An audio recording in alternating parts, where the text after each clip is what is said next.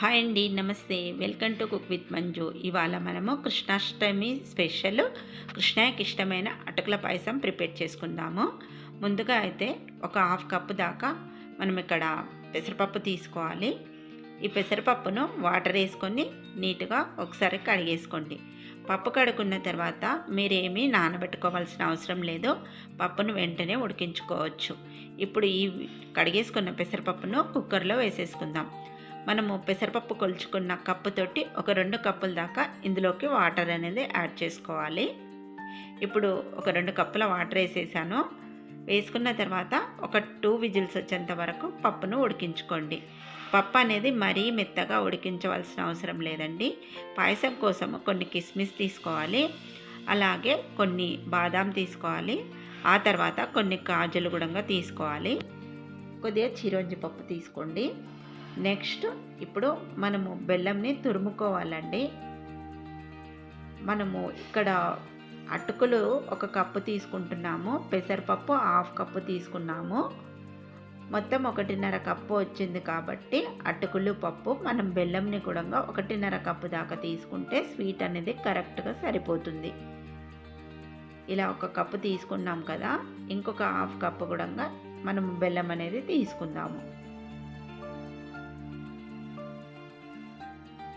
ఇప్పుడు మనము పాయసము కోసము ఈ బాదంని ఇలా కట్ చేసుకొని పెట్టుకోవాలి. తర్వాత ఒక హాఫ్ లీటర్ పాలనైతే వేడి చేసుకొని పెట్టుకోండి. నెక్స్ట్ అటుకులు దొడ్డ అటుకులే తీసుకోవాలండి. 1 కప్పు తీసుకున్నాను. ఇప్పుడు ప్యాన్ పెట్టేసుకొని ఈటెక్కిన తర్వాత ఒక 2 స్పూన్ల నెయ్యి వేసుకోండి. నెయ్యి కరిగిన తర్వాత ఇందులోకి మనము బాదాం వేసుకుందాం, ఆ తర్వాత కాజు వేసుకుందాం. ఇవి కొంచెం వేగిన తర్వాత ఇందులోకి కిస్మిస్ వేసుకోవాలి. ఈ కిస్మిస్ మంచిగా పొంగేంత వరకు వేపుకోవాలి. దించే ముందు చిరోంజి పప్పు వేసుకోండి. వేసేసుకున్న తర్వాత అన్నీ కూడా మంచిగా వేపుకోవాలన్నమాట. మంచి కలర్లోకి రావాలి. ఇలా డ్రై ఫ్రూట్స్ అన్నీ కూడా ఇలా వేపుకున్న తర్వాత ఒక బౌల్లోకి తీసేసుకోండి. ఇప్పుడు ఇదే నేతిలో మనము అటుకులను వేపుకుందాం. అటుకులు వేసేసుకొని డ్రై రోస్ట్ చేసుకోవాలి. ఇలా అటుకులు కొంచెం నేతిలో వేపుకున్న తర్వాత ఇప్పుడు మనం ఇందులోకి ఉడికించి పెట్టేసుకున్న పెసరపప్పును వేసుకుందాం. ఇక్కడ చూపిస్తున్నాను చూడండి, పెసరపప్పు అనేది ఇలా ఉడికితే మనకు సరిపోతుందన్నమాట. ఇప్పుడు ఈ పెసరపప్పును అటుకుల్లో వేసుకుందాం. అటుకుల్లో వేసేసుకున్న తర్వాత అటుకులు పెసరపప్పు 2 కూడా కలిసేటట్టు మంచిగా కలుపుకోవాలి. నెయ్యిలో వేయించుకున్నాం కదండి అటుకులు అనేది. ఈ పెసరపప్పును కూడా ఇదే నేతిలో 1 లేదా 2 నిమిషాలు వేపుకోవాలన్నమాట. ఇలా వేపేసుకోండి. ఇలా వేగిన తర్వాత ఇప్పుడు మనం ఇందులోకి పాలను వేసుకోవాలి. మొత్తం మనం హాఫ్ లీటర్ పాలైతే కంప్లీట్గా వేసుకోవాలి. కానీ ఒకేసారి వేయకుండా ముందు కొన్ని వేసుకొని కలుపుకోండి. మొత్తం ఒకేసారి వేసుకుంటే కలపడానికి సరిగా రాదనమాట. ముందు కొన్ని పాలు వేసుకొని కలిపేసుకున్న తర్వాత మిగతా పాలు కూడా వేసేసుకోండి.